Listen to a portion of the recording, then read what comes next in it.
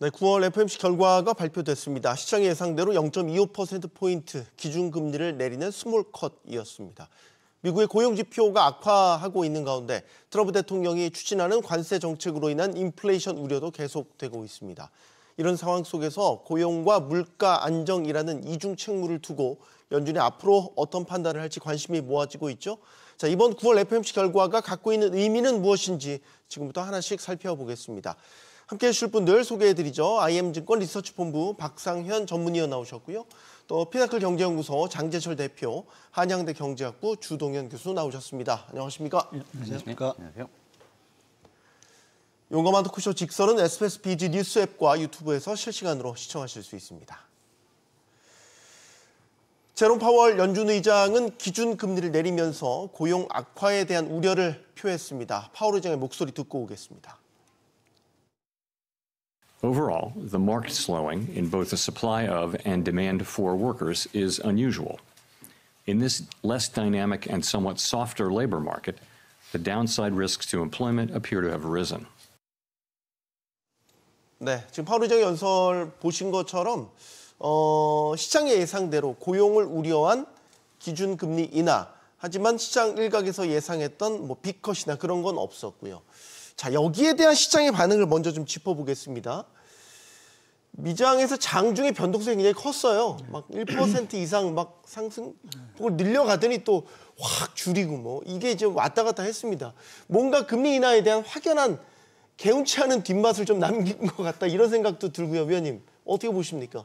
예, 말씀하신 대로 조금은 초반엔 좀 환호를 했던 부분들이 있는 것 같습니다. 전도표상에 9월 금리 인하뿐만 아니라 이제 남은 두 차례 FOMC에서 추가적인 금리 인하 가능성을 사실은 시사를 해줬기 때문에 시장을 좀 환호를 했었는데 총평으로 말씀드리면 조금 제 개인적인 의견이지만 미 여전히 좀 갈팡질팡한 게 아닌가라는 쪽에 좀 생각을 좀 하고 있고요. 네.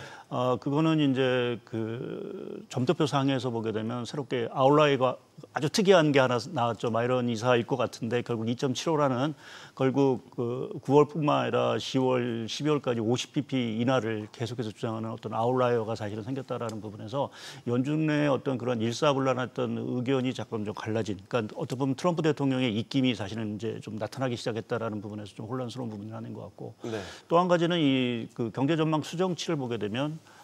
물가는 사실은 좀 상향 조정을 했는데 성장률도 사실은 우리가 경기 침체 얘기를 하는데 갑자기 성장률은 더 상향시켜놓고 실업률도 내년에는 오히려 조금 더 개선되는 모습을 좀 보였기 때문에 그것만 보게 되면 미국 경기 나쁜 상황이 아니다라고 네. 표현할 수 있어서 그러면 과연 이제 이 금리 인하 사이클 자체가 계속될 수 있냐는 좀 하나의 어떤 뭐랄까요 조금 의구심이 좀 커진 부분들이 하나 있고 그리고 이번에 이제 기자회견 내용을 이렇게 보면서 파월 의장도 사실은 이제 이번에 이제 고용에 대해서 상당히 이제 무게추를 두긴 했지만 여전히 좀 찜찜하게 물가에 대한 부분을 여전히 조금 강조하는 모습들이 좀 보여서 과연 파월 의장의 생각이 어떤 생각인지에 대한 부분이 사실은 뚜렷하지 않았다라는 부분도 하나 조금 시장의 해석이 좀 엇갈린 부분들이고 네. 또 한 가지 마지막으로는 저 개인적으로는 이 기자회견에서 연준의 독립성에 대한 얘기를 계속 질문을 한다라는 것은 결국 시장이 우려했던 그러니까 계속 우려하고 있는 트럼프 대통령의 연준 개입에 대해서 사실은 좀 시장이 조금 뭔가 우려를 하고 있는 것이 아닌가라는 쪽에서 좀 시장의 어떤 해석이 조금 엇갈리고 있는 것 같고요. 이 해석과 관련돼서 이게 어저께 장만 가지고 저희가 판단하기는 좀 어려운 상황들이고 향후에 이 해석을 두고 이제 시장이 조금 더 정확한 해석을 내리지 않을까 좀 생각을 하고 있습니다. 네, 갈팡질팡이라는 말이 이제 투자자들의 투심에도 장 대표님 잘 드러난 건 아닙니까? 이거 환호했다가 자꾸 들어보니까 또 아닌 것 같고 이러니까 거기에 따라서 지수가 좀 출렁이더라고요. 네, 아무래도 결정 자체는 금리를 인하했으니까 시장에는 긍정적 영향을 줬을 건데 네. 기자회견이나 아니면 지금 박 전문위원님 말씀하신 대로 경제 성장 전망치에서의 약간 어긋남이 있잖아요. 금리 내렸는데 성장률은 상향 조정하고 인플레이션율도 좀 올리고 또 실업률을 또 낮추고 이런 부분이라서 좀 시장이 헛갈릴 수는 있는데 제가 볼 때는 나름대로 좀 정책에 있어서 고용의 우려를 더 크게 정책에 반영을 한 거고 그것이 6월 달에는 금리를 2번 내린다고 그랬는데 올해 안에 이제 추가적으로 2번 더 하니까 3번 내린다고 얘기를 하잖아요. 네. 반면에 내년도와 후년도의 금리 인하는 각각 한 번씩 이제 전망을 했는데 저는 그런 부분은 노동 시장에 대한 우려를 잘 반영한 거로 보고요. 그리고 마이런 이사 들어오면서 아웃라이어로 뭐 125bp를 내리는 그런 점도표를 찍었다고 저희들은 이제 추측을 하고 있지만은 저는 오히려 이번 9월 FOMC를 기다리면서 소수 의견이나 아니면 빅컷에 대한 인사들이 더 많을 거로 생각을 했었거든요. 왜냐하면 기존의 바우먼이나 아니면 월러 이사들이 인하에 대한 그걸 되게 강조를 했었으니까 네네네. 더군다나 이제 마이런 이사까지 들어오면 이게 이제 본격화되면서 빅컷에 대한 그 소수 의견들이 더 많지 않을까 했었는데 오히려 이번에는 2분이 마이런 빼놓고서 2분이 25bp를 한 거예요. 네.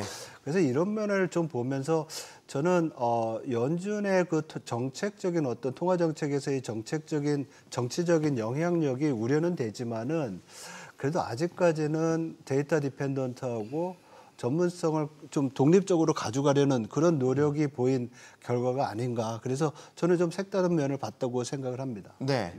그 파월 의장의 연설에서도 그렇고 성명문에서도 그렇고 일단은 고용의 방점을 찍고 이번에 인하 결정을 내렸음은 여러 군데서 나타났던 것 같아요, 주 교수님.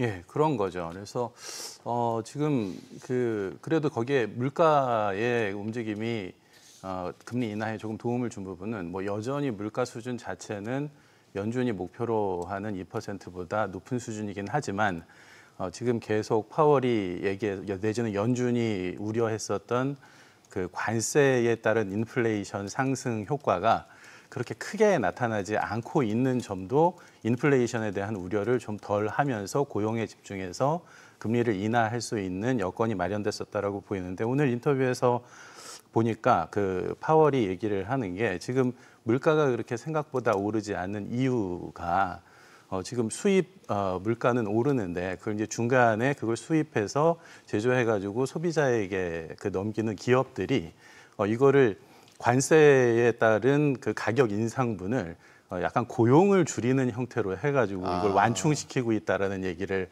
하더라고요. 그래서 네. 그렇다고 하면은 고용이 더 안 좋은 쪽으로 갈 수 있다라는 판단을 또 연준이 할 수 있는 거죠. 그래서 결국은 좀 물가는 뭐 비교적 그 기대보다는 안정적인 모습을 보이고 있지만 고용에 대한 하방 위험이 커지고 있는 상황이기 때문에 거기에 대응해서 금리를 인하했다라고 볼 수 있을 것 같습니다. 네. 연준이 또 이제 올해 성장률 전망치를 조금 더 높였어요. 그러니까 아까 경기가 나쁘지 않다고 지금 연준이 보고 있는 거죠. 1.4에서 1.6%로. 관세도 나왔고 트럼프 행정부가 이제 들어서면서 여러 취했던 정책, 뭐 반이민 정책부터 해서 이런 정책들이 그래도 경기를 크게 흔들지는 않았다. 이렇게 봐야 됩니까? 예, 뭐 지금 실제 관세가 뭐 물가에 미치는 영향도 사실은 좀 제한적인 부분들인 것 같고요. 또 일반 소비 경기에 미치는 경우도 그러니까 악영향도 사실은 좀 제한적이지 않을까를 좀 생각을 하고 있습니다. 네. 그러니까 특히 이제 소비와 관련돼서는 사실은 이제 우리가 소비 심리를 보면 상당히 최근에 안 좋습니다. 네. 근데 그 안 좋은 그 세부 내용을 좀 뜯어보게 되면 사실은 그 저소득계층, 15,000불 이하 소득계층에서만 사실 소비 심리가 악화되고 있지 그 이상의 계층에서는 소비 심리가 다 개선이 되고 있습니다. 그러니까 네. 관세로 인해서 일부 소득계층, 저소득계층만 사실은 지금 소비가 타격을 입고 있지 중상위 계층에서는 뭐 자산 가격의 증가라든지 이러한 것들로 인해서 또 고용도 여전히 뭐 사실 실업이 그렇게 많이 일어난 건 아니니까요. 그러한 부분 소비가 사실 좀 탄탄한 부분들인 것 같고 그리고 이제 미국 경기를 지금 아무래도 지탱하고 있는 거는 투자라고 봐야 될 것 같습니다. 그러니까 뭐 주택 투자 이런 것들은 상당히 좀 취약하지만 뭐 우리가 얘기하는 설비 투자라든지 또 이제 뭐 디지털과 관련된 뭐 AI 투자와 관련된 이 무형자산 투자 자체는 상당히 강한 모습을 좀 보이고 있어서 이것이 예상 밖에 우리가 뭐 AI 버블론을 얘기를 하고 있긴 하지만 사실은 미국의 그 투자 사이클이 예상보다 상당히 강하다라는 것이 기대보다도 사실은 성장률을 높게 하는 부분들인 것 같고요. 향후에도 이 투자는 뭐 사실 좀 일본과도 이제 그 관세 협상 투자 타결을 했고 우리나라도 지금 협의를 하고 있는데 그게 타결이 된다라고 하면 거의 9천억 달러 정도가 미국으로 투자가 되는 양 두 국가만 가지더라도 그렇게 보면 향후에도 미국의 투자는 상당히 견조할 수 있다. 거기에 만약 금리를 연말까지 지금 포함해서 75bp 내년 초까지 100bp를 내린다라고 하면 네. 주택 경기 자체도 살아날 수 있다라는 부분 자체를 보게 되면 전체적으로 실질적으로 미국 경기는 뭐 우리가 일부에서 뭐 고용 둔화라든지 뭐 관세 때문에 우려는 했지만 실제로 뭐 연착륙 흐름 자체가 유지되고 있다라고 좀 평가를 할 수 있을 것 같습니다. 근데 미국 경기를 뭐라고 딱 부러지게 설명을 잘 못하겠는 게 긍정적 요소도 분명히 강조를 했고 부정적 요소들도 강조를 했잖아요. 대표적으로 이제 주동 교수님, 고용 지표는 우리가 경기의 후행으로 보잖아요. 네, 후행 지표. 그렇죠. 네. 고용 지표 안 좋아지고 있다는 거잖아요. 네. 그리고 다음 타이밍에 선행 지표들한테 영향을 준다는 얘기잖아요. 네. 그런데 이제 올해 같은 경우는 일단 상향을 했어요. 네. 이게 잘 모르겠다는 건지 미국 경기에 대해서 지금 어디로 가고 있는 건지 이게 예. 일단은 올해는 뭐 둔화, 이제 마더릿이라고 이제 표현을 했는데 네. 뭐 침체라고 보기는 어려운 거고 그래서 오늘 그 경제 전망 그 예측치를 보면 장기적으로는 일단 그 연준 위원들은 미국의 그 잠재 성장 수준을 한 1.8%로 정도 보고 있다라는 생각이 들어요. 그래서 이제 뭐 지금 그 이제 연준 총재 파월이 얘기를 했었던 부분이 이게 노동시장 말씀하셨는데 지금 이 노동시장이 그 이민자 정책 때문에 공급도 줄어들고 수요도 줄어들면서 맞아요. 이제 기이한 그 특이한 균형이 균형이라고 이제 그랬죠? 이루어지고 네. 있다. 그래서 이게 뭐 일종의 축소 균형인 거죠. 그렇다고 하면은 경제 전반적으로는 이렇게 좋은 일은 아닐 것이고 그리고 또 방금 이제 박 의원님께서 말씀하신 이제 부분 중에서 조금 제가 공감이 가는 부분이 이게 지금 그 소비 부분이 지금 미국 경제 투자는 좋은데 이제 소비가 안 좋은데 소비 심리 특히 안 좋은 부분이 저소득층이다. 이 저소득층이 인플레이션이 높은 2022년부터 이렇게 시작됐었던 그 높은 인플레이션이 지금 누적이 돼가지고 미국의 저소득층이 소비 심리가 매우 악화돼 있는 상황이거든요. 네. 그래서 미국의 어떤 컬럼니스트는 지금 미국 연준이 금리를 인하해야 할 텐데 인하를 하는 이유가 고용이나 뭐 내지는 물가를 고려해서가 아니고 저소득층의 그 생활 이 비용을 좀 줄이기 위해서. 줄이는데 도움이 될 수도 있기 때문에 금리를 내려야 한다. 이제 이런 얘기도 했거든요. 그래서 일단은 지금 미국 경제에 대해서는 뭐 일단 어떻게 보면은 잠재 성장 수준에서 조금 아래에 있는 것인데 이제 그 아래에 있는 주요 요인이 소비다라고 보면은 이번 금리 인하가 소비를 조금 진작시키는데도 조금 도움이 되지 않을까 이런 생각이 듭니다. 그런 성장률 전망치를 상향했다고 해서 미국 경제를 탄탄하다 이렇게 보았다고는 이야기할 수 없겠네요. 그렇죠. 뭐 기자회견에서 얘기한 것이 실업률도 올라가고 뭐 여러 가지 부정적인 요인을 해서 좀 어둡게 볼 수도 있지만 이코노미 is not bad 이렇게 얘기했거든요. 나쁘지는 않다. 어떻게 보면 올해 성장률 1.6% 그리고 내년도 1.8% 후년도까지 1.9% 전망을 했잖아요.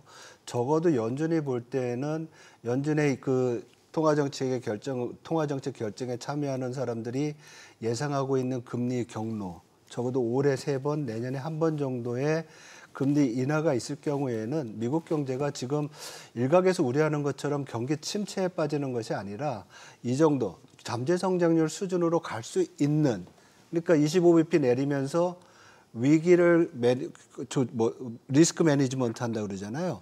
이렇게 경기 침체에 대한 리스크를 매니지먼트 하면서 경기를 운영하겠다. 이렇게 봐야 될 것 같습니다. 그래서 경기 침체나 아니면 급격한 냉각보다는 금리를 인하하면서 잠재 성장률 수준의 경기를 운영할 수 있는 그런 전망과 자신감을 보이는 게 아닌가 이렇게 판단하고 있습니다. 아까 점도표 잠깐 얘기 나왔지만 점도표 분석을 좀 제대로 해 주시죠. 올해 2차례, 내년 1차례. 지금 점도표상은 그렇고 완전히 합치는 의견도 아니고 좀 밴드가 넓습니다. 그 위원들이 다 조금씩 생각들이 다르신 것 같아서 점도표 어떻게 해석하십니까? 예, 지금 결국 연준 내 생각 스펙트럼이 사실은 너무 넓어졌어요. 너무 예. 넓어진 부분들이고 이제 그거는 결국 지표가 어떻게 나오느냐에 따라서 사실은 좁아질 수 있는 부분들이 하나 있을 것 같습니다. 근데 지금 뭐 제 개인적으로는 좀 분위기상으로 봐서는 그 이제 조만간 뭐 파월 의장 후임이 만약 임명이 되고 한다라고 하면 네. 결국 트럼프 대통령의 그 연준 내 그 압박이 더 세질 수 있는 부분들이 있어서 조금 마이런 의사 쪽의 의견 쪽으로 조금 이제 좀 수렴하는. 그러니까 오히려 올해 뭐 지금 남은 2차례, 뭐 내년 뭐 1차례를 얘기했지만 사실은 금리 인하 폭이 더 커질 수도 있고. 그러니까 횟수가 아니면 올해 뭐 지금 다 스몰 컷을 얘기를 25p 인하를 얘기를 하고 있는데 뭐 어느 순간엔 또 50bp 가능성도 배제할 수 없는 상황들이 아닐까라는 좀 생각을 하고 있습니다. 물론 이제 그거는 뭐 말씀드린 대로 경제 지표가 어떻게 되느냐 나오느냐에 따라서 사실은 조금 변화가 될 수 있는 부분들이긴 하지만 지금 뭐 오늘도 말씀드린 대로 오늘도 여러 가지 지금 그 연준의 생각들이 조금은 이렇게 어정쩡하게 된 것들이 결국은 이 트럼프 대통령의 입김이 어느 정도는 작용하고 있다라는 걸 보게 되면 향후에 이 점도표가 뭐 결국 그대로 가기보다는 상당 부분 아래쪽으로 좀 수렴할 수 있는 그 가능성이 좀 커진 것이 아닌가 좀 볼 수 있을 것 같습니다. 스티븐 마이런이 반란표를 비컷으로 일단 한 것으로 예상이 되죠. 예상이 이제, 아니고 발표가 됐습니다. 자, 발표가 됐죠. 네네네. 그럼 이제 이 스티븐 마이런 같은 이사의 입김이 더 세진다라고 한다면 이 점도표, 특히 이제 뭐 올해도 그렇지만 내년 같은 경우도 많이 달라질 수 있겠네요. 이건 변동성이 굉장히 심하군요. 그 부분에 대해서 오늘 또 이제 파월이 그 인터뷰에서 설명을 한 것이 지금 현재의 미국 경제가 마주하고 있는 경제적 충격이 뭐 예를 들어서 수요 충격처럼 물가와 생산이 한 정책으로 대응할 수 있는 게 아니고 이 트레이드오프 관계에 있는 상황이라서 물가는 오르고 경기는 나빠지고 저희가 계속 얘기했었던 어떤 그 스태그플레이션적인 요소가 있기 때문에 거기에 대한 금리 정책의 대응 의견은 다양할 수밖에 없는 상황이다. 그래서 이제 그런 고민들이 점도표에 드러나고 있다라고 설명을 하고 있는 거죠. 예, 그래서 아까 방금 전에도 이제 제가 말씀드린 것처럼 결국은 물가에 대한 그 부담 부분이 고용 시장으로까지 전이되고 있는 상황이다라는 판단을 했다라고 하면은 그 금리 정책에 대한 부분은 향후에 고용 시장 상황을 보고 좀 수렴할 수 있는 부분이 있지 않을까. 그래서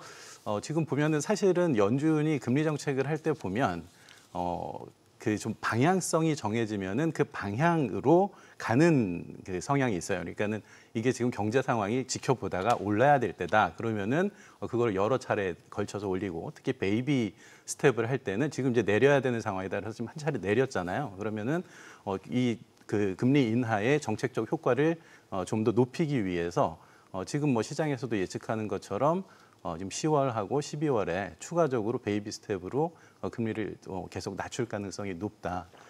그렇게 볼 수 있어요. 그래서 비록 점도표는 조금 이렇게 다양하게 나왔지만 그 점도표의 추세 자체도 그렇고 과거 연준의 금리 정책 방식도 그렇고 일단은 올해는 금리를 추가적으로 더 인하할 가능성이 높다라고 보여집니다.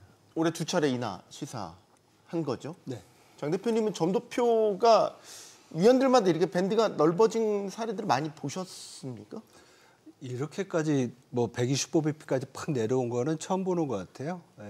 굉장히 이건 뭐 우리가 예상했던 거니까 마이런 이사가 우리 그 연준의 그 이사회에 들어오면서 예상했던 거를 바로 보여준 그런 사례로 볼 수가 있고요. 네. 어떻게 보면 지금 빅컷이냐 앞으로 빅컷을 우리가 올해 안에 더 예상할 수 있느냐 이렇게 볼 때 제가 드는 생각은 사실 지난 2달 동안의 노동시장에 있어서의 그 데이터들을 우리가 보면 새로 데이터가 업데이트되면서 굉장한 충격이었잖아요. 과거에 보통 약 14만에서 15만 개 정도 일자리가 늘어난다고 발표를 했었는데 정작 다시 계산해 보니까 7만 개 정도로 줄었어요. 그러니까 네. 반 정도로 줄었고 그리고 최근에는 신규 실업 청구 건수 이것도 늘어나고 있고 이런 상황에서도 25bp를 내렸거든요. 그리고 굉장히 도비시했던 바우만 이사나 월러 이사도 25bp를 얘기를 했습니다. 네. 그렇다고 하면 10월 달과 12월 달에 50bp를 내리기 위해서는 노동시장에 왜냐하면 이번 인하가 노동시장 때문에 내려온 거니까 엄청 큰 충격이 있어야 될 것 같아요. 예를 들면 실업률이 바로 4.5%로 올라간다든지 아니면 일자리 수가 지난 6월처럼 감소한다든지 네. 이런 상황이 있지 않으면 굉장히 어렵지 않는가. 그래서 박 의원님 말씀하신 대로 앞으로의 금리 인하 폭과 속도는 완전히 데이터 디펜던트, 특히 노동시장에서 결정하지 않을까 이렇게 생각을 합니다. 데이터 디펜던트에 의해서 이제 금리 결정을 앞으로 세밀하게 조정해 나갈 것이다라는 의견을 주셨지만 이제 스티븐 마이런 이사를 보면 앞으로 점점 트럼프의 이 연준 내 입김이 세지지 않을까. 사실 얼마 전에도 논란과 화제가 됐던 게 이제 친트럼프 인사, 반트럼프 인사를 나눈 그런 모형도도 나왔고 트럼프 대통령이 직접 그걸 이제 공개도 하기도 했죠. 스티브 마이런 이번에 반란표인 건 우리가 알겠는데 뭐 크리스토퍼 월러 이사라든지 보우먼 이사라든지 지난번에도 사실 반대표 던졌던 그런 이사들 이제 이런 식으로 점점 더 이 트럼프 대통령 입김이 연준 내에 세지지 않겠습니까, 주 교수님? 그러면 더 혼란스러운 거 아닌가요?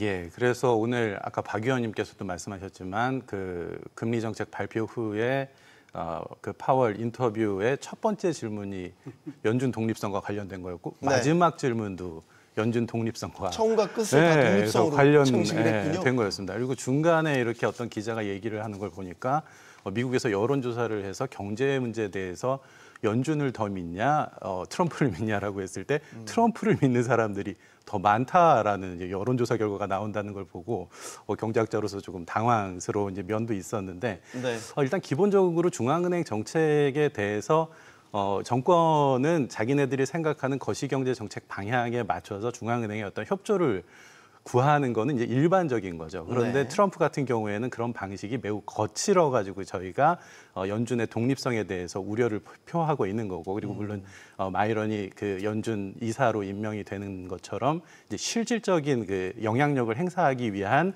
조치들을 취하고 있기 때문에 연준 네. 독립성에 대해서 시장이 우려하고 있는 건 사실인데, 근데 이게 독립성이라는 게 사실은 뭐 중앙은행이 정권하고 뭐 싸우는 게 그게 독립성은 아니거든요.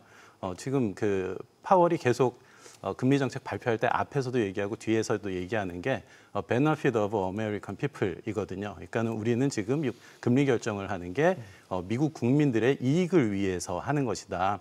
그래서 미국 국민들의 이익을 위해서 고용도 완전 고용 수준으로 유지를 하고 물가도 안정을 시키는 이제 이런 정책을 계속해서 어떤 그 정부의 압력에 굴하지 않고 그걸 이제 그 추진해 나간다라고 하면 네. 그게 중앙은행의 독립이니까 어떤 이렇게 좀 언론에서는 정부와 그 중앙은행이 싸우는 것 같은 모습을 이제 보이는 게 흥미로운 부분이 있어서 포커스를 맞추기는 하겠지만 일단은 그 파월은 그 연준의 독립의 의미를 잡고 그 방향으로 정책을 진행해 가고 있다라고 생각이 듭니다. 근데 이제 그런 거죠. 건전한 협치라든지 이런 게 아닌 거잖아요. 이번에도 사실 그 FOMC 회의 앞두고선 트럼프 대통령은 이제 비컷이라는 답을 내놓고선 마치 연준을 압박을 했잖아요. 이게 이런 게 이제 정상적이지 않은 것처럼 보이니까 시장에 혼란을 주는 게 아닌가라는 계속 걱정을 하는 거죠. 아무래도 통화 정책의 그 주도권은 연준이 가지고 있고 그거를 가진 리더십을 가진 분이 파월 의장인데 여기에 대해서 계속 지속적으로 이제 트럼프 대통령이 공격을 했잖아요. 네. 금리 내려라, 뭐 그만두게 하겠다. 거기다 최근에 리사 쿡 이사까지 사태가 벌어졌었는데 결국은 마이런 이사가 들어왔고 앞에서 말씀하신 대로 차기 연준 의장이 결정이 되면 네. 사실 그 지금 정책 금리를 결정하는 그 이사회 그게 12명이잖아요. 12명 중에서 이사 4명이 트럼프 관련된 트럼프 쪽의 지지자들이라고 볼 수 있잖아요. 그러면 이게 문제가 뭐냐면은 결국 7명의 연준 이사와 5명의 지역 연준 총재가 있는데 7명의 연준 이사들이 지역 총재들을 뽑는다면서요. 이 시간이 길어질수록 점점 이제 많아지는 거죠. 트럼프 대통령 지지하는 그 정책을 지지하는 이사들이. 그렇다고 보면 아무래도 연준 입장에서는 이런 정치적인 압력에 영향을 받을 거로 보여요. 네. 그렇지만 연준이 가지는 특별한 의미가 있거든요. 그리고 연준 이사들은 어떻게 보면 그 코드 자체가 정치로부터 독립적인 것을 일단 인정을 하고 들어가야 되는 입장이기 때문에 그런 면을 본다고 하면 시간이 갈수록 연준은 약간의 타협을 하면서 그렇지만 너무 포퓰리스틱이나 아니면 행정부의 의견을 따라서 갈 경우에는 그 이후에 나타나는 모든 책임들을 다 자기들이 져야 되잖아요. 그 네. 자기가 아니라 어떻게 보면 대통령 한 사람보다도 더 오랜 기간 지속될 연준이라는 기관에 대한 명성에 대한 신뢰된 문제 때문에 그렇게 정치적인 그 영향력에 휘둘리지 않지 않을까 이런 기대를 좀 해봅니다. 그래서 영향력을 좀 현실적으로 좀 수용하는 그런 방향에서 결정을 하지 뭐 트럼프 대통령이 50bp 내려라 그렇다고 무조건 내리는 그런 상황은 있지 않을 것 같다라는 좀 기대를 해보고 있습니다. 그 의장이 미리 선임이 되면 임기가 남은 상태에서 의장이 선임이 되면 소위 말해서 이 그림자 의장이라고 해서 파월의 입김이 실질적으로 약해지고 뭐 이런 상황도 우리가 염두에 둬야 되는 거 아닌가요? 그렇죠. 뭐 우리가 레임덕 얘기를 하는데 임명할 것 같아서요. 예, 어찌하나 임명할 것 같아서 드리는 예, 질문입니다. 뭐 결국 의장이 인정이 된다라고 하면 뭐 연준 내에서도 사실은 일종의 레임덕 비슷한 것이 결국 나올 수밖에 없다라고 좀 생각을 하고 있고요. 근데 앞에 뭐 두 분이 얘기하셨던 것처럼 그렇다고 연준이 뭐 트럼프 대통령의 얘기를 뭐 무작정 따라가긴 뭐 시장의 어떤 그 신뢰도도 있고 해서 어렵긴 하지만 사실은 워낙 트럼프 대통령이 이게 뭐 아시겠지만 너무나 독특한 성격의 어떤 대통령인 상황들이고 또 최근에 미국의 뭐 정책 기조가 사실 뭐 제가 이런 표현을 쓰는 게 맞을지는 모르겠지만 뭐 중국식의 어떤 국가 자본주의 모든 자원 재원을 국가가 통제하는 듯한 이러한 모습을 좀 강화시키고 있다라는 부분에서 보게 되면 이전과는 달리 사실은 이 네임덕 현상 자체가 상당히 좀 심화될 수 있고 그것이 계속해서 연준의 어떤 그 우려 이런 것들을 상당 부분 이제 증폭시킬 수 있는 가능성은 있다라고 봅니다. 그래서 과거에도 이제 연준의 어떤 신뢰성 자체가 떨어졌을 때 항상 미국 경기가 썩 좋은 모습은 아니었습니다. 네. 이제 그렇게 보면 연준의 독립성이라는 부분 자체는 앞으로도 계속해서 뭐 특히 이제 내년 5월에 이제 트럼프 파월 의장이 교체되는 이전까지는 계속해서 시장의 가장 큰 이슈가 되지 않을까 좀 보고 있습니다. 트럼프 행정부는 왜 이렇게 금리를 내리는데 집착을 하는 거죠? 내리는 것도 많이 내리길 원하는데 이게 이제 시장 상황을 보고 무조건 내리는 게 좋은 게 아니라는 건 그 경제책사들도 다 아실 것 같고 과거에도 아픈 역사들도 있잖아요.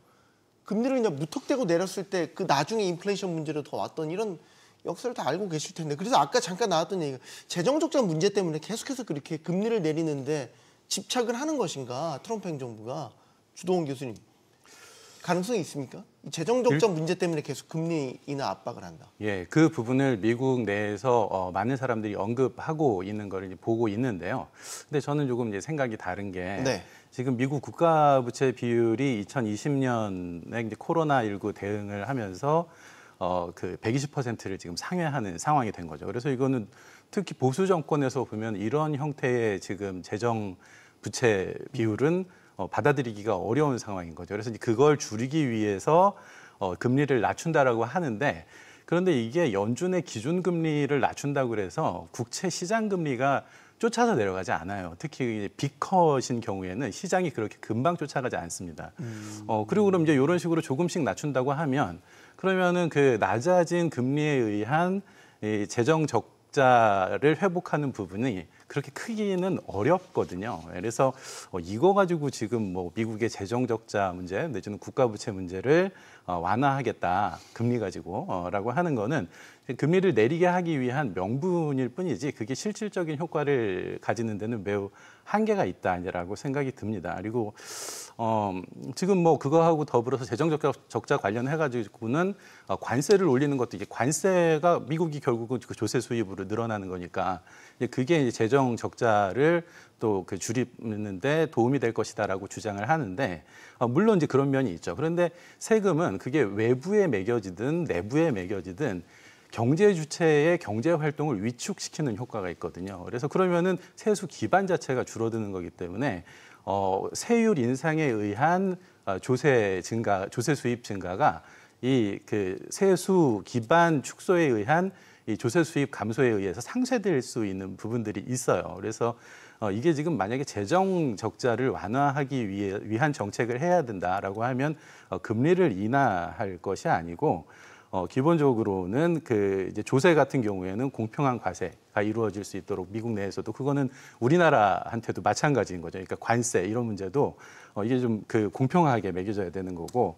그리고 이제 재정 지출 자체가 성장을 촉진할 수 있도록 효과적으로 집행이 되어서 세수 기반이 넓어짐으로써 재정 적자가 줄어드는 이런 방향으로 가야 하는 거지. 지금 금리 인하 가지고 어떤 재정 문제를 해결하겠다. 그래서 뭐 어떤 면에서는 그래서 지금 금리 인하가 그 실질적인 그 경제 성장에 도움이 될 수 있는 방향으로 작동한다. 그럼 그런 부분이 오히려 그 미국의 재정 문제를 좀 해결하는 쪽으로 작동할 수 있지 않을까라는 생각이 듭니다. 그런 얘기 나오죠. 국채이자 부담이 너무 크다. 아무래도 지금 트럼프 대통령이나 행정부의 입장과 연준의 입장이 다른 거는 인플레이션에 대한 판단인 것 같아요. 연준도 그렇고 행정부도 그렇고 공통적으로는 지금 금리가 굉장히 제약적이다, 높다. 이건 내려와야 된다는 데는 인식을 같이 합니다. 근데 인플레이션에 대한 뷰가 틀리니까 행정부 같은 경우 트럼프 대통령은 인플레이션 관세 때문에 인플레이션 없다라고 판단을 하는 거고 물가 안정될 거니까 금리 빨리 내리자는 거거든요. 금리가 너무 높아서. 근데 연준은 금리가 높더라도 인플레이션 관세로 인한 인플레이션 압력이 지금 완전히 나타나지 않고 여기에 따른 불안이 아직까지 있다는 점을 지금 드는 거거든요. 그래서 금리 인하 속도를 좀 적당히 줄여서 하자는 그런 견해고, 그리고 이런 상황에서 결국적으로 그러면 왜 행정부는 트럼프 대통령은 금리를 많이 내리라고 하냐? 네. 말씀하신 것처럼 올해 이자 지출비가 전체 예산에서 약 한 1조 달러 정도 된다고 그래요. 그렇게 국방비를 초월할 정도로 이자 지급을 하는 정도니까 이 부분에 대한 그 이자 지출을 줄이기 위해서는 금리를 낮추는 게 절대적으로 필요한 거고요. 낮춰도 25bp씩 낮추면 안 되고 트럼프 대통령이나 아니면 바이든 이사 얘기하는 것처럼 빠른 시일 내에 그냥 연말까지 100bp 이상 내리자 이렇게 나오는 거죠. 그렇게 나올 경우에 내려도 괜찮다.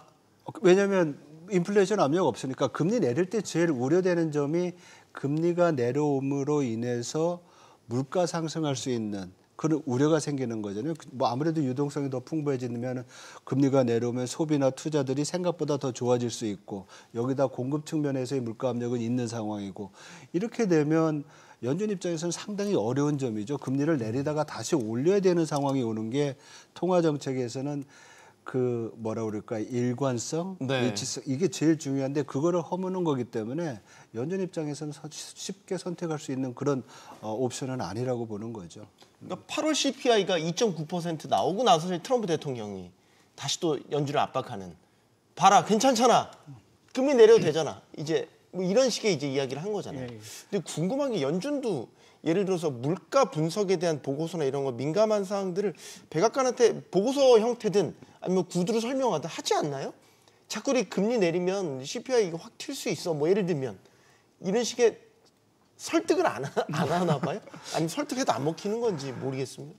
예, 뭐 보고를 하겠죠, 어떤 식이든 간에. 근데 뭐 정기적으로 이제 파월 의장이 의회에 나가서 하시는 증언을 이제 상하반기하면서 네, 그런 것도 하잖아요. 하면서 이제 밝히고 있는 부분들인데 여하튼 지금 뭐 물가도 물가지만 사실은 뭐 계속 말씀드린 그 미국의 국채 부담 그리고 이자 부담 자체가 상당히 여전히 지금 큰 변수인 부분들이고 특히 이제 트럼프 대통령이 그 OBB 배법을 이제 하면서 사실 8월달 관세 수입이 급증했음에도 불구하고 사실은 8월달 재정 수지 적자 규모가 지난해보다 늘어났습니다. 그러니까 그거는 사실은 재정 수준에 좀 또 경고등이 켜진 부분들이죠. 그래서 그렇게 보면은 뭐 미 행정부 입장에서는 앞으로도 사실 OBBA 입법이 더 이제 본격 시행된다라고 하면 그 적자 부담 자체는 더 커질 수 있는 위험이 있기 때문에 그렇게 보면 이자 부담을 빨리 낮춰야 되는 어떤 그 상황이 사실은 직면을 한 것 같습니다. 문제는 이제 이게 대부분의 장기 국채 금리이기 때문에 금리를 내린다고 해서 바로 해서 이자 부담이 떨어지지는 않거든요. 그래서 이제 행정부 입장에서 요새 보게 되면 단기 국채로 사실은 발행을 하면서 이제 그 어떻게 보면 그 재원을 좀 마련을 하고 있는데 그렇게 하기 위해서는 결국 금리가 빨리 내려주면 그래도 조금 부담이 좀 줄어들 테니까 아마 그러한 부분에서 금리 요구를 계속하는 부분들이 하나 있는 것 같고요. 그래서 이렇게 보면 사실은 말씀하신 대로 뭐 금리 인하해도 장기 금리가 안 떨어지면 그럼 다 도루묵이는 상황들이기 때문에 요새 일각에서 나오는 얘기 소소이기는 하겠지만 이게 금리 인하가 아니라 내년 들어가서 이 재정 수지 문제를 그러니까 그 국채 이자 문제를 해결하기 위해서 YCC 장기 수익률 곡선 정책이라든지 또 소규모 양적 완화 정책을 다시 도입해야 되는 게 아닌가라는 사실은 우려의 목소리도 사실은 제기되고 있습니다. 아주 소수의 의견이긴 하지만 그만큼 미국이 지금 안고 있는 미국의 재정 적자 문제 자체는 예상보다 상당히 조금 심각한 상황으로도 갈 수도 있다라는 부분에서 트럼프 행정부가 금리 정책에 있어서 상당히 좀 조급한 모습을 보이지 않나 좀 생각을 하고 있습니다. 네. 자, 연준이 금리 25bp 내리기로 결정을 하고 지금 달러 인덱스 흐름을 보니까 슬라이스하게 오르네요. 이건 뭐죠? 내려야 되는 거 아닌가요? 좀 당황스러운데 이제 우리 시장 이야기를 할 건데 이제 환율 문제를 거론하게 되면 어쨌든 금리를 내렸고 전반적으로 이제 그 채권 금리나 뭐 달러 가치도 좀 떨어질 거다. 그럼 이제 원달러 환율이 좀 이제 낮아질 거다. 이제 이런 상식적인 상황에서 질문을 드리려고 하는데 좀 이상하게 가네요. 왜 그런 거지? 일시적인 건가요? 그러니까 우리가 이제 경제 분석을 하나 전망할 때 제일 중요한 거는 다른 조건이 일정할 때 한 변수가 변하면 그 영향이 어떨 거라고 얘기하는 거잖아요. 통제박 변수가 이제 생긴 건가 그렇죠. 모르겠습니다. 다른 조건이 일정할 때 연준이 금리만 내리고 금리만 계속 내린다 그러면은 달러는 약세로 가야죠. 네. 근데 이번에 금리를 내리면서 경제 전망을 상향 조정했잖아요. 그러니까 올해 성장률도 올리고 내년 성장률도 올리고 이런 부분은 어떻게 보면 시장에서 연준이 지금 금리를 내리지만 장기 전망이나 여러 가지를 봤을 때는 좀 호키시한 경제 펀더멘털에 대한 자신감이 있지 않겠느냐 이런 걸 반영한다고 하면 달러 지수는 약해지는 것보다 강해질 수도 있겠죠. 어떻게 보면 채권 시장에서 금리가 이번에 좀 올라간 것도 이런 점이 반영된 게 아닌가 이렇게 볼 수가 있을 것 같습니다. 그래서 이런 부분이 좀 이런 부분으로 달러가 강세를 보였는데 결국은 달러 원 환율로 우리가 귀결되는 거잖아요. 그렇게 본다고 하면 달러 원 환율도 달러가 이렇게 강세를 보인다고 하면 달러 원 환율의 레벨이 지금 뭐 1370원, 1380원이라고 하면 이 수준을 계속 유지할 가능성이 있지 않나 이렇게 봅니다.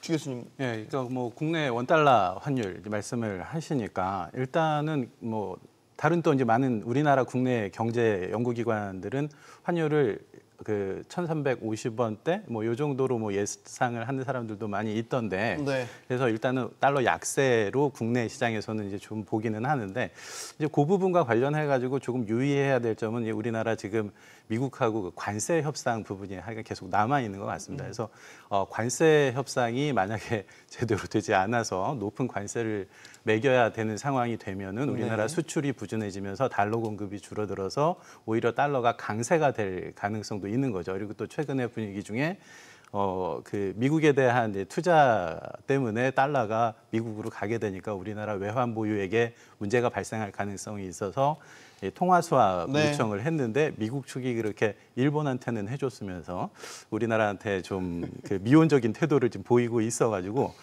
그래서 우리나라 지금 관세 협상이 지금 향후에 우리나라 원달러 환율을 방향을 정하는데 결정적인 변수가 되지 않을까 그런 생각을 해봅니다. 우리나라와 미국의 금리 격차는 이제 1.75%포인트로 줄었습니다.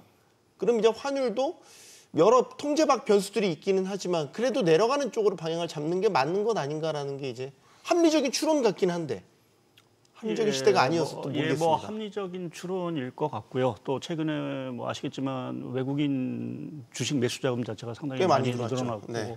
또 내년 4월에 우리나라 그 세계 국제 지수 펀드 위비에 사실은 가입을 하면서 이제 채권 시장으로도 외국인 자금이 많이 들어올 수 있는 기대감이 있어서 사실 원달러 환율이 떨어지는 게 사실 정상적인 상황들인데 최근에 그 외환 시장을 보게 되면 조금 특이한 게 모든 그 유로화도 그렇고 엔도 그렇고 거의 뭐 껌딱지 비슷하게 붙어 있습니다.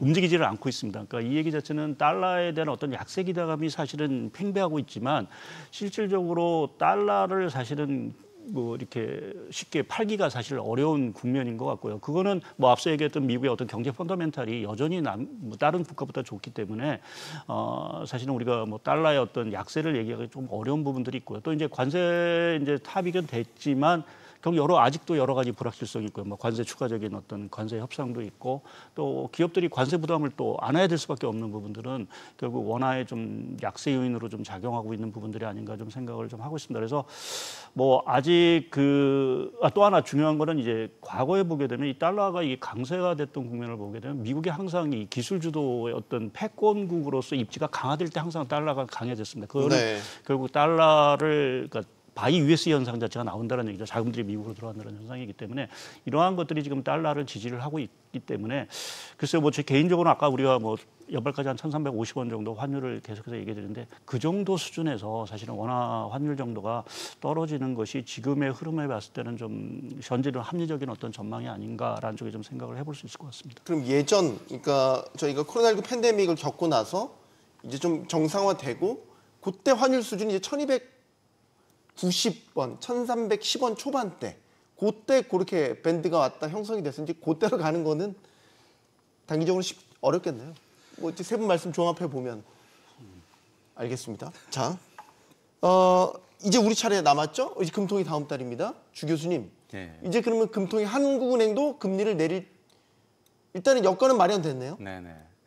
일단 대외적인 여건은 마련이 된 거고 네. 그런데 지금까지 계속 그 금리를 한국은행이 내리지 못했었던 가장 큰 이유가 부동산 시장 문제, 수도권, 서울 중심으로 해가지고 그리고 이제 거기에 따른 가계 부채 문제 이게 지금 해소가 되지 않고 있는 상황이죠. 그래서 정부가 이제 두 번째로 공급 측면에서 부동산 대책을 발표를 했고 그래서 결국은 지금 그 주택 가격 지수를 한국은행은 지켜볼 수밖에 없는 상황인 것 같습니다. 그래서 네. 지금 이제 10월, 11월 두 차례 그 금리 결정 금통위가 남아 있는데 일단 시장에서는 뭐 그 중에 한 번은 내리지 않겠느냐라는 얘기를 하는 거죠. 그런데 미국이 내렸으니까 우리도 내린다? 근데 이런 논리는 사실 좀 살짝 어려운 면이 있는 게 더군다나 지금 옛날식 사고방식이라고 하긴 그렇지만 그거는 일단 기본적으로는 이론이니까요. 같이 움직일 수 있는 부분이 있는 거니까.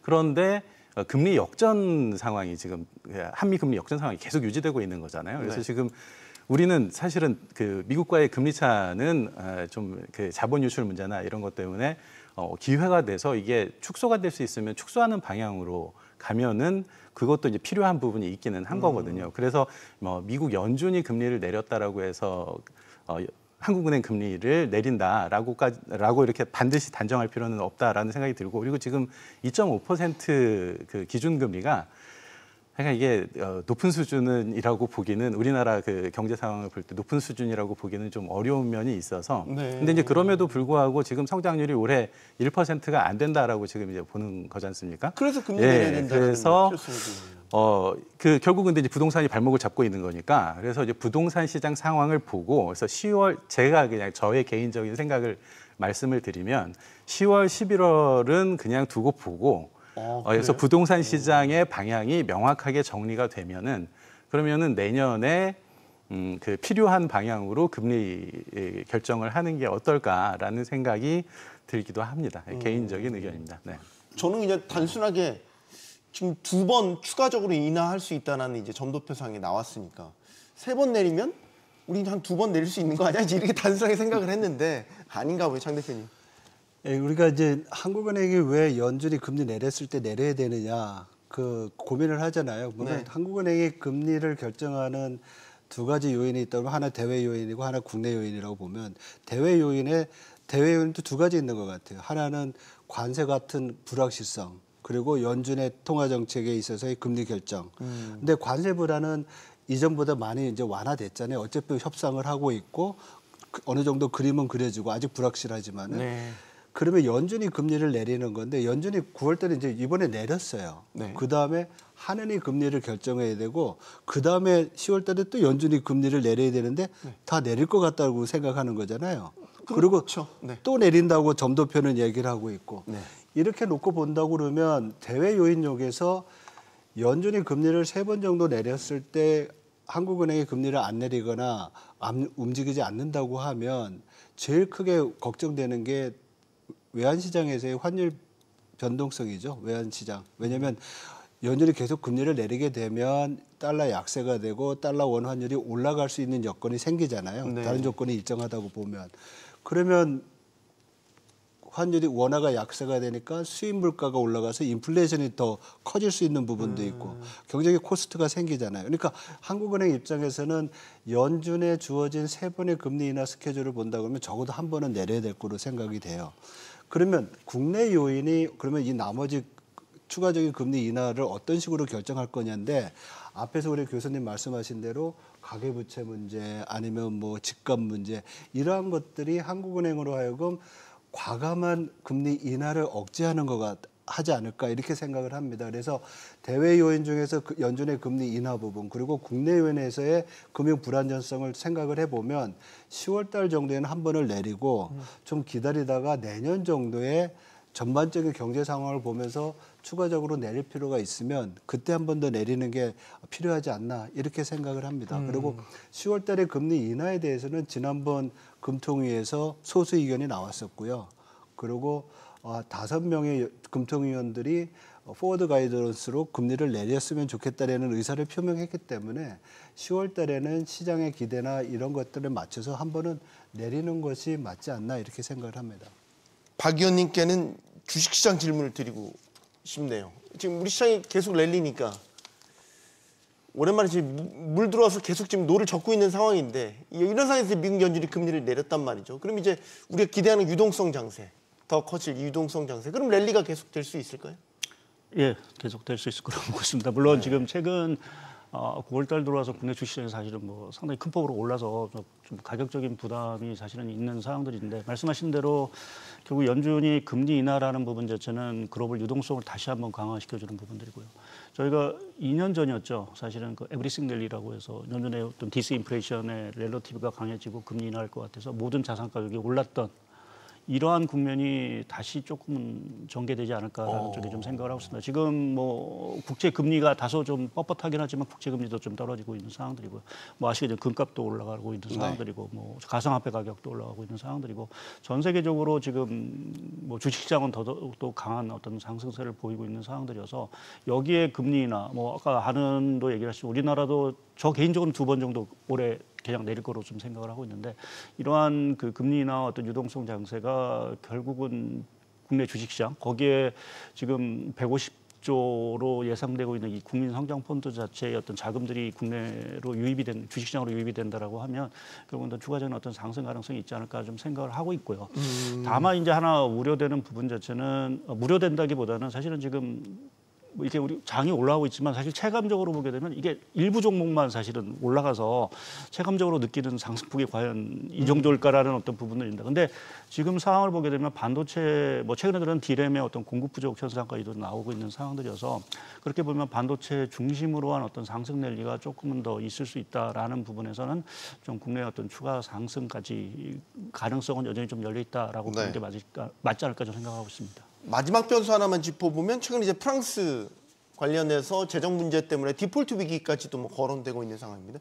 우리가 과거에 주 교수님 유럽 재정 위기 한번 겪었잖아요. 남유럽발 재정 그렇죠. 위기. 네. 지금 그때와 비교하면 그때만큼 심각한 상황으로 봐야 되는. 근데 그때하고 프랑스의 상황은 좀 많이 다른 것 많이 같기는 달라요? 해요. 네, 그러니까는 뭐 어떤 그 뭐 복지 지출이나 뭐 이런 것 때문에 뭐 그렇다라고 뭐 얘기를 하는데 저는 사실은 그 이전의 그 재정 그 위기도 뭐 물론 그런 것 자체가 그 재정 적자를 확대시키는 요소가 되긴 하는데 이 재정 적자 확대가 되는 부분을 이게 통화 주권이 있어가지고 그 정부가 독립적으로 대응을 할 수 있다라고 하면은 문제를 해결할 수 있다라는 전망이 보이는 거거든요. 근데 이게 지금 이제 EU의 그 이제 유로 단일 통화 체제를 유지를 하고 있잖아요. 그래서 단일 통화 체제가 유지가 되려면은 국가 간의 이게 재정 문제가 이 격차가 벌어지면 문제가 되거든요. 그래서 그 각 국가의 그 재정 적자에 대한 제한을 EU에서 이제 두고 있고요.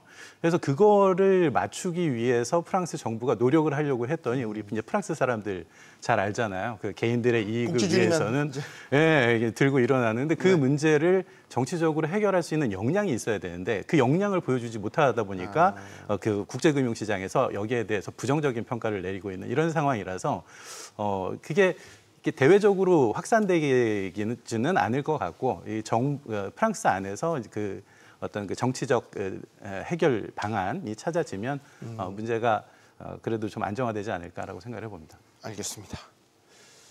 자, 연준의 금리 결정 후 시장은 널뛰기 장세를 보였습니다. 금리 인하 자체보다 금리를 내린 배경에 대한 파월 의장의 설명이 투자자들을 흔들었기 때문입니다. 자, 앞으로는 뭐 이 고용, 물가, 경기 상황 같은 거시경제가 시장의 방향성을 결정지을 핵심 요인임을 시사하는 것인지 깊은 고민이 듭니다. 토론 마치겠습니다. 여기는 모든 경제가 모이는 SBS 비즈입니다. 시청해주셔서 고맙습니다.